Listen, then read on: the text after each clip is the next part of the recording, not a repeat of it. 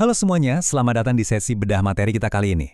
Pernah kepikiran nggak sih gimana caranya kita masukin biaya-biaya siluman di pabrik ke dalam harga produk akhir kita? Nah, hari ini kita bakal keliling lantai pabrik nih buat cari tahu persis gimana caranya mengalokasikan biaya tidak langsung ini. Tujuannya simpel, supaya kalian nggak salah kasih harga yang ujung-ujungnya malah bikin bisnis kalian nombok atau parahnya gulung tikar. Coba deh kita pikirin teka-teki ini. Kalau ngelacak biaya bahan baku kayak baja atau kayu, wah itu sih gampang banget kan, kelihatan barangnya. Tapi gimana coba caranya masukin biaya sewa gedung pabrik atau tagihan listrik bulanan ke satu produk yang spesifik? Nah, disitulah tantangan aslinya. Biar kita nggak pusing sendiri sama lautan angka nanti, kita udah siapin semacam peta jalan nih. Kita bakal mulai dari bahas apa sih sebenarnya masalah dengan biaya overhead ini, lanjut ke perbedaan metode absorption dan marginal costing, terus masuk ke inti perhitungannya, sampai akhirnya kita bisa nentuin harga produk akhirnya. Oke, mari kita mulai bagian pertama, masalah dengan biaya overhead. Sebelum jalan lebih jauh, kita harus samain persepsi dulu nih, biaya macam apa sih yang sebenarnya lagi kita hadapi di lapangan? Intinya gini, ada perbedaan besar banget antara biaya langsung dan tidak langsung. Biaya langsung itu kelihatan jelas wujudnya, gampang banget dilacak. Tapi kalau biaya tidak langsung, alias overhead, nah ini dia, agak licik dan seringnya nggak kasat mata. Kalian pasti bisa dengan gampang lihat rangka baja di sebuah mobil yang lagi dirakit kan? Tapi, kalian nggak mungkin nemuin wujud tagihan listrik atau gaji satpam nempel di pintu mobilnya. Bener kan? Lanjut ke bagian 2, absorption versus marginal costing. Nah, sebelum kita benar-benar ngitung angka, kita perlu paham dulu nih filosofi apa yang lagi kita pakai waktu menilai stok barang di gudang. Bayangin, marginal costing itu kayak kaca pembesar. Kita benar-benar cuma fokus neliti biaya variabel yang nempel ke produk. Ini tuh berguna banget kalau buat ngambil keputusan internal perusahaan. Tapi, di sisi lain, ada absorption costing, yang cara kerjanya ibarat spons raksasa. Dia memastikan sebuah produk itu menyerap semua biaya produksi, baik yang variabel maupun yang tetap. Dan satu hal yang harus kalian ingat, metode penyerapan penuh kayak spons inilah yang pada akhirnya diwajibkan untuk laporan keuangan publik yang resmi. Masuk ke bagian ketiga, proses alokasi 2 tahap. Pertanyaan terbesarnya sekarang, terus gimana dong caranya nyerap biaya overhead yang siluman tadi secara adil ke tiap-tiap produk? Jawabannya ada di 4 langkah krusial ini. Kalau kita disiplin membebankan overhead ke pusat layanan dulu, terus digeser ke pusat produksi, ngitung tarifnya, sampai akhirnya dibebankan ke produk, kita bakal punya rute yang sangat logis buat ngelacak tiap sen uang yang keluar. Nggak ada lagi tuh yang namanya main tebak-tebakan waktu nentuin harga. Coba bayangin aliran air. Biaya itu ngalir dari pusat layanan, masuk ke penampungan pusat biaya produksi, terus pada akhirnya netes perlahan dan diserap langsung sama produk-produk yang kalian buat. Bener-bener rapih dan terstruktur banget kan? Nah, poin paling krusial di langkah pertama tadi itu adalah soal proporsi pembagiannya. Anggap aja kita lagi nyortir biaya-biaya overhead ke dalam berbagai ember departemen. Tapi harus pakai aturan yang masuk akal ya. Contohnya nih, tagihan sewa gedung. Kita potong-potong tagihan itu berdasarkan luas lantai yang dipakai tiap departemen. Logis kan?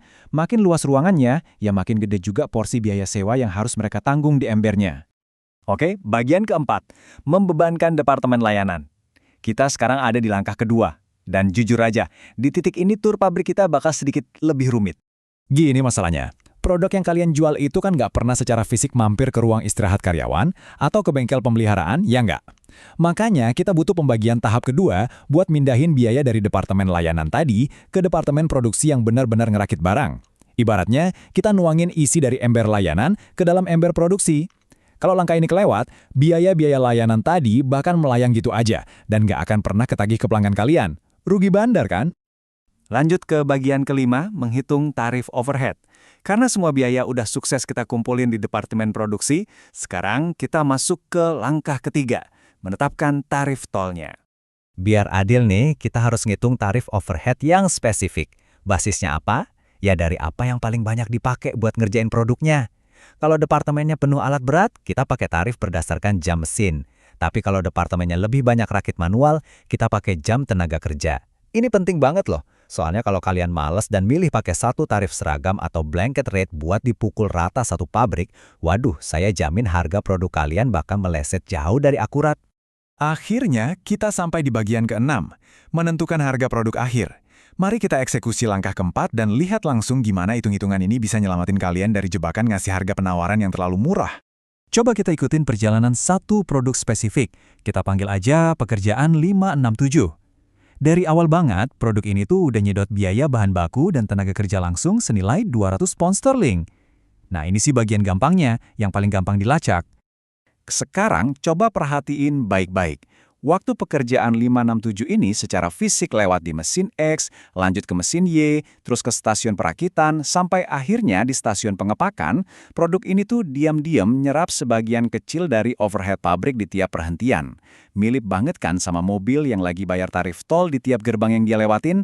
Jadi, waktu kita jumlahin biaya langsung yang 200 pound sterling di awal tadi, ditambah sama semua tarif tol atau overhead departemen yang diserapnya di sepanjang jalan, ketemu deh hasilnya, biaya asli dan paling akurat secara matematis untuk pekerjaan 567 ini adalah tepat 267,41 pound sterling.